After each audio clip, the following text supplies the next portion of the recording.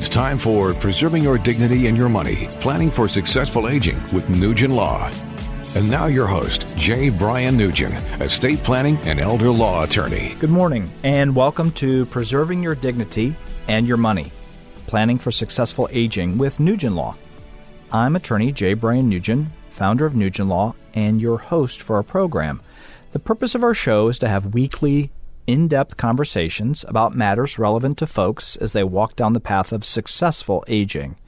Our listeners will learn what it is to age with dignity and how best to protect their money. I have been practicing law for 3 decades. I'm licensed to practice in Indiana, Ohio, Michigan, and Florida, and actively represent clients in all 4 states. My practice, the attorneys, and our interdisciplinary team of professionals who practice with me concentrate on working with clients in estate planning and elder law and areas related to them, such as protecting money from nursing home stays, securing benefits from programs like Medicaid and the VA, geriatric care coordination, estate and trust administration, guardianships, and planning for those with special needs.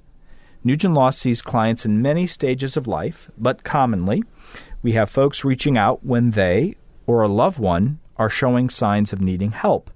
Those signs may include a chronic ailment or progressive decline, before, during, or after a hospitalization, an instance of incapacity, caregiver burnout, stress in family members due to some or all of those instances I've just mentioned.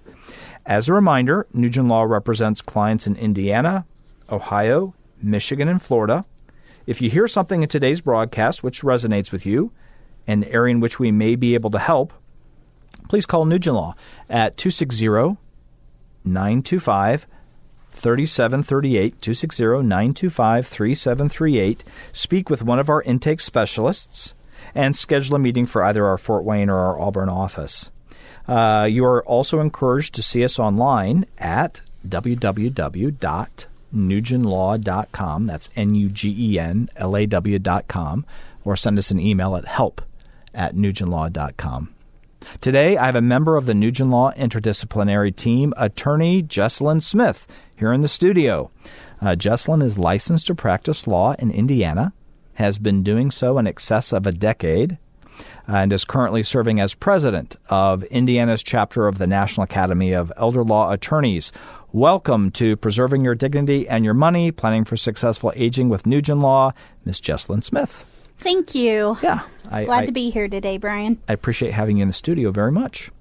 Today, let's talk about probate and the use of trusts in order to avoid probate.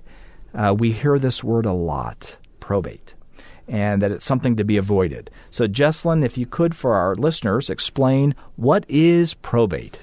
Probate is simply a process in which your assets get transferred to who it is that you either wanted to leave those assets to, or if you didn't have documents in place, the state has language that states where your assets will go, but it's a process in which you go through court in order for those assets to pass to that next generation or whoever it is that you're leaving your assets to.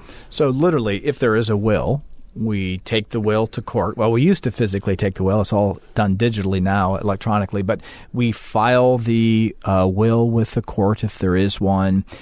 We advertise in the newspaper that someone has passed away. If somebody wants to file a claim in their estate, they believe they're owed money, they can file a claim. There are letters that are issued by the judge that appointing someone called a personal representative or executor. And so with those letters from the court's order, they're now able to access assets of the deceased. So it is a process. You're going to court, you're advertising in the newspaper. That probate process, what's generally involved in the probate process? Well, in the probate process, once you've filed with the court and you've received those personal representative letters from the court, the personal representative's duty then at that point is to collect all of the assets and report back to the court what it is that the decedent owned.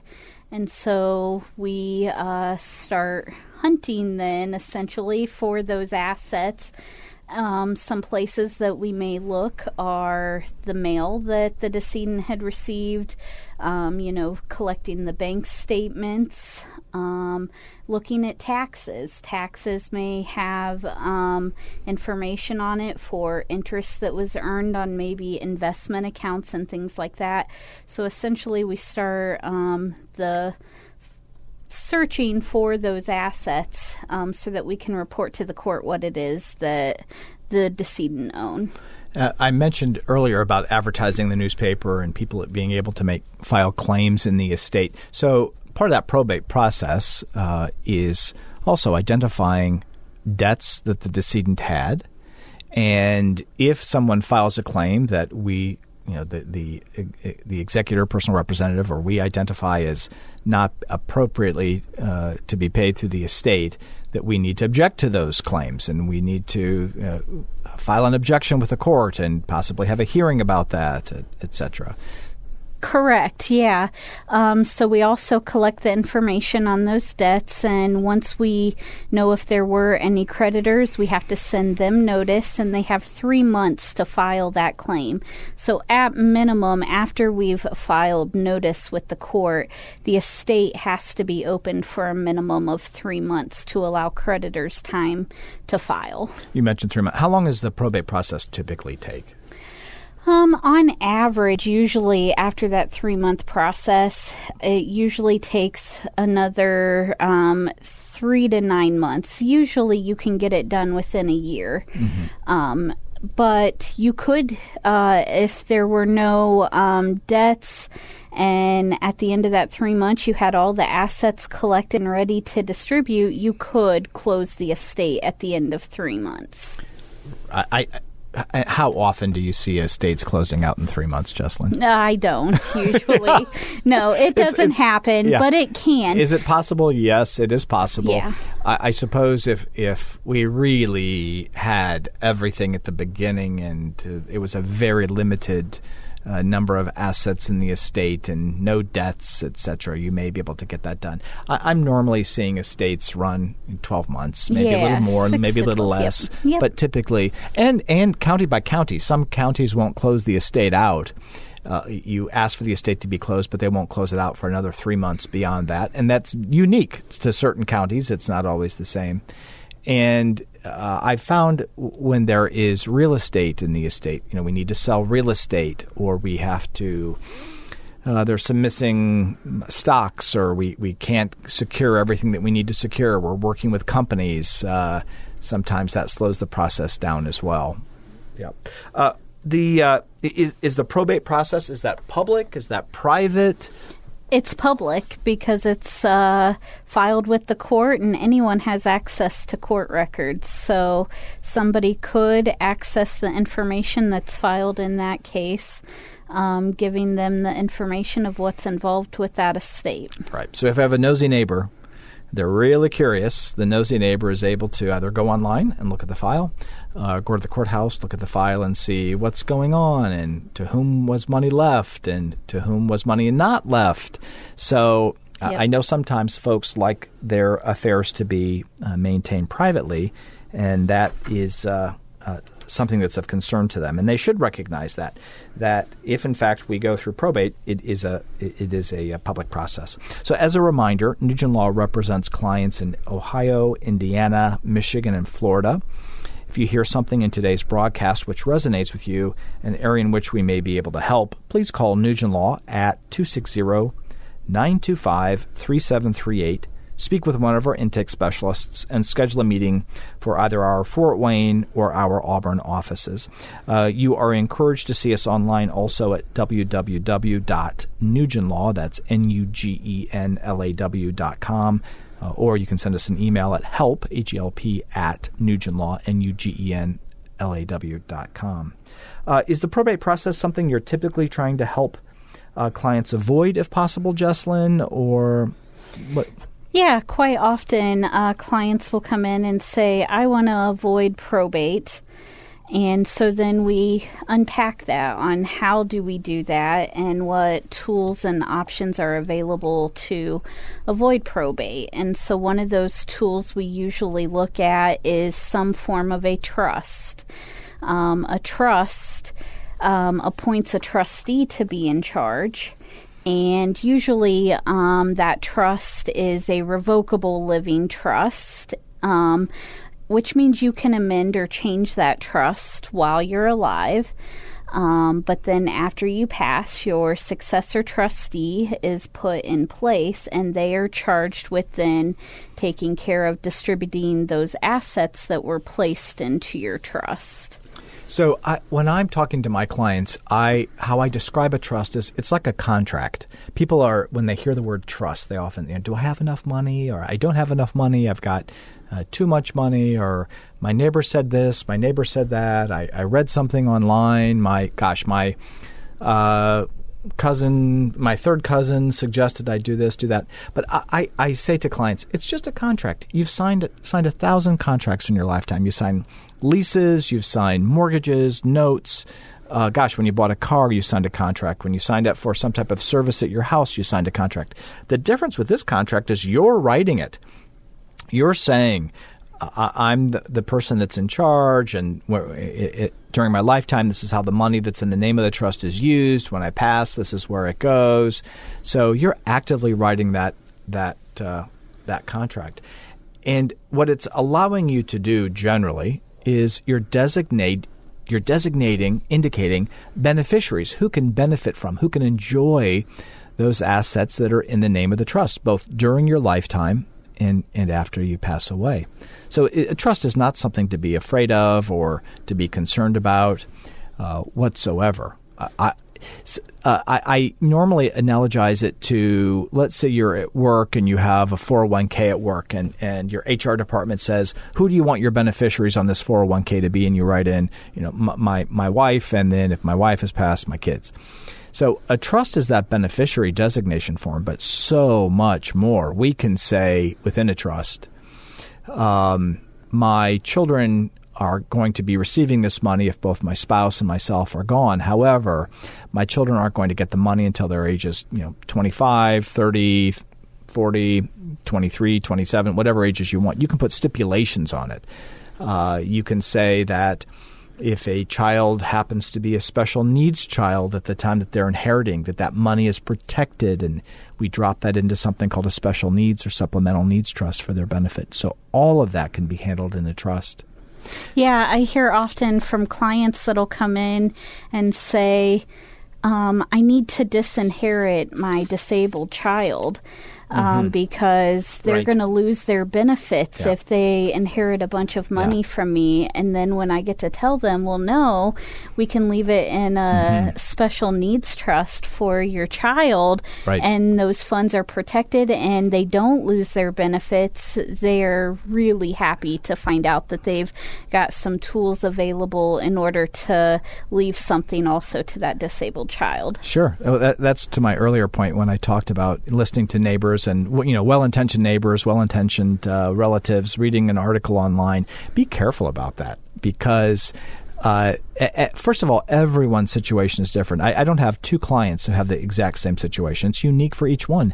And we want to draft instruments to their unique needs and what is appropriate for them, and we want them to reach their goals and for us to assist them in reaching those goals. Yeah, and speaking also to you mentioning that clients say, oh, I'm not sure if I have enough money or, for that. I had a client recently that said, all I have is my house. And I said, but is that house very important to you? And would you like to see your family have that house? And they were like, well, yes. And I'm like, well, then we can help you. It doesn't matter what it's worth. Yeah, well, and when you start actually breaking down for folks, what's the value of your home? It's $100,000, $200,000, $400,000, $500,000, $800,000. What's it worth? That's a lot of money. And so that home going through probate is going to, as we were talking before, 12 months plus or minus. There's expense associated with that. It's public. There's a whole process with that. But by using that trust, literally, by putting the title of the home into the trust, at the time of your passing, your trustee can immediately transfer it to whomever that you intended for it to be transferred to, or can sell it, can immediately list it for sale, sell it, and distribute the proceeds. Go ahead. And, the nice thing about that, the trustee having that control right away, is that it's private as well, because you're not filing it with the court then. And so no one knows exactly what is being distributed out and when. So that's also a benefit that clients see with having a trust. Sure. I just used the word trustee. Let's do something. Let's define. There are three key positions when we're using trusts. And the positions are trust maker, trustee, beneficiary. So, Jesslyn, go through and let's talk about each of those positions, define what they are, and the roles that each one plays. So let's start first with trust maker. Yeah, trust maker is the person creating the trust, or as you referred to it, creating the contract. Yep. And they're the one in control of making the decisions of who those other key players are within the document. And that's normally our initial client. Yes. Yeah. Yep. Next is trustee. So who is the trustee? The trustee is the person that is in charge of managing the assets that are in that trust. And so they're the one responsible for using those assets and making sure they're distributed to the correct individuals. And they're also the person in charge of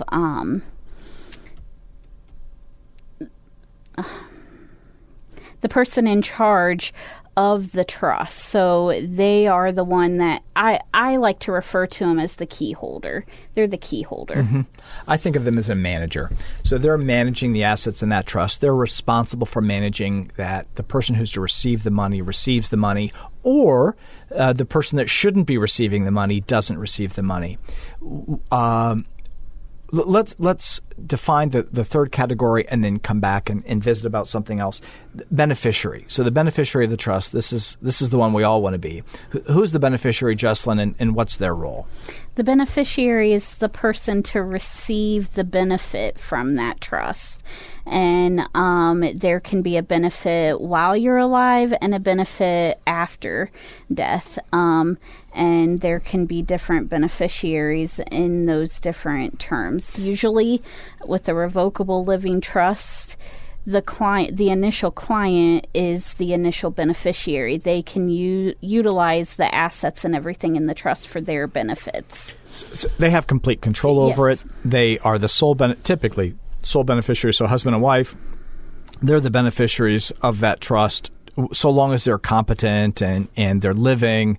They're going to benefit or enjoy those assets that were placed in the trust by the initial trust maker. Correct. People will often ask me, where does the money go? Where's the money located? Like, is it held here? Is it held there? It's where it was. If you were at Bank A before you had the trust, you're still at Bank A after you have the trust. The only difference is instead of it saying Bryan Nugen as the owner, it now says Nugen Trust as the owner.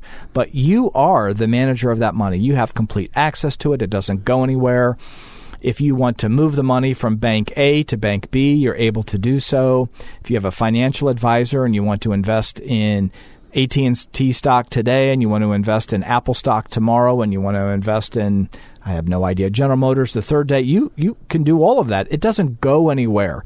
It's just the envelope in which it's contained is that trust. Correct. Yeah. I also get clients that'll say, because we'll tell them now we've got to fund the trust, which means we're placing those assets in the name of the trust and changing the trust to be the owner of their assets. And they'll ask, well, how do I fund it? What does funding mean? Yeah. We're just transferring title. Yes. So your home before was in the name of your individual name, and now it's in the name of your trust. But same home, same bed. You're still in charge. It doesn't affect your taxes one way or the other. There isn't an increase in tax, a decrease in tax. It just, as I say, It's wrapped in a different envelope. It has a different name, but you have complete control over it for this type of trust. There are types of trusts we're not talking about today, but there are types of trusts that there is a level of control that you give up, and those are used for different purposes. So as a reminder, Nugen Law represents clients in Indiana, Ohio, Michigan, and Florida. If you hear something in today's broadcast which resonates with you, an area which we may be able to help, please call Nugen Law at 260-925-3738. That's 260-925-3738. Speak with one of our intake specialists and schedule a meeting for either our Fort Wayne or our office locations. You're also encouraged to see us online at www.nugenlaw, that's NUGENLAW.com, or send us an email at help, H-E-L-P, at nugenlaw.com. There are a great deal of different types of trusts, and we were just kind of getting to that. I guess we might as well dive into it, I suppose. Falling into two categories, so revocable and irrevocable. So let's just reiterate for our listeners what's a revocable trust, and then we'll get into what's an irrevocable trust. A revocable living trust allows you to amend or revoke that trust as long as you're alive. And so you have the control to make changes to that trust. Mm-hmm. And irrevocable. Irrevocable is saying that this trust cannot be changed with very limited circumstances. Mm-hmm. And so you can't go in and amend that trust mm-hmm. and change things. Revocable trust, it's kind of what we've been talking about in the broadcast today. Typically, when is it that what age or what station of life, what circumstances that you're seeing with clients would you normally recommend using a revocable trust? A lot of times clients that are concerned about not wanting to go through the probate process and keeping things private, or they've got younger children that they want to have some sense of control of when they get those distributions after their death. Mm-hmm. Or again, if there are beneficiaries with supplemental needs, we use the trust then to kind of set out those parameters for the beneficiaries of when they receive those distributions. And back to the beginning of our conversation today, it avoids probate, yep. Right? It avoids probate. So we use that trust, that contract. We write it in such a way that probate is avoided, and we avoid the expense of that and the timeline for that. I've had clients explain to me that they feel assets they place into their living trust, the revocable trust, are protected if they're sued due to things like a car accident or personal injury, or have debt issues, if they go to a nursing home. As you and I know, Jesslyn, revocable trusts won't help with those concerns. But why not? Why not? Well, because really the trust, you still have the control over those assets. So to that creditor or that third party that you're involved with, those are still your assets. Mm-hmm. And so if you are to be sued or things like that, they can go after those assets in that revocable living trust. Sure. So if your Nugen Law clients want help protecting assets, typically if they're looking to protect their money, should they require a nursing home, memory care unit stay, maybe looking at possible in-home care in the future that might be expensive, or staying in an assisted living facility that may drain their resources in the future. We discuss use of irrevocable or asset protection trusts. Jesslyn, how do these trusts differ from revocable trusts such that their assets can be protected? The difference with those trusts is that you're giving up the control. Mm-hmm. And so you don't have the direct access or control to those assets. So without that control, if you have a car accident, it's not your asset any longer. So those assets inside that irrevocable, that asset protection trust may be protected. But more germane to what we do for our clients, if that trust is in place and they have a nursing home stay in the future, they need help paying for that in-home care that's or defraying the cost of staying in an assisted living facility, etc. We're creating those irrevocable trusts so that their assets are protected. How long will the trust need to be in place before a client can feel confident their assets are indeed protected? Let's keep it relevant to our elder law practice. Assets being protected, should I have a nursing home stay, memory care unit stay, something like that? Yeah, those trusts have to be in place and funded for 5 years. Medicaid has a 5-year look back, and so if you've transferred assets into that trust within 5 years from going in, then they're not fully protected yet. But if you're past that 5-year clock, then the assets that were transferred in to the trust are fully protected. And it's always a trick to know. Clients inevitably ask me, when's the right time for me to set this trust up? Well, there is no right time because every client is different. I have clients in their late 50s that maybe have an early onset of a dementia. I have clients that have dealt with health issues on an ongoing basis, and they're recognizing that at some point I may need care. And that could be somebody in their 50s, early 60s, et cetera, which is a little unique. Normally, people are still spending their money through their 60s, but I'd like to see people having these trusts in place early 70s, mid 70s, because I need those 5 years. So not that at 85 or 90 or even 95 that people couldn't do these trusts and make the 5 years. I always give my grandparents as an example. They lived to 100, 101. So they could have done these trusts up until age 95, but that's not the norm. No, and I've read that the average age for someone going into the nursing home is age 82. And so that, tells you there then somewhere between that 70 and 80 is probably the sweet spot of putting the assets into an irrevocable trust for asset protection purposes. Yep.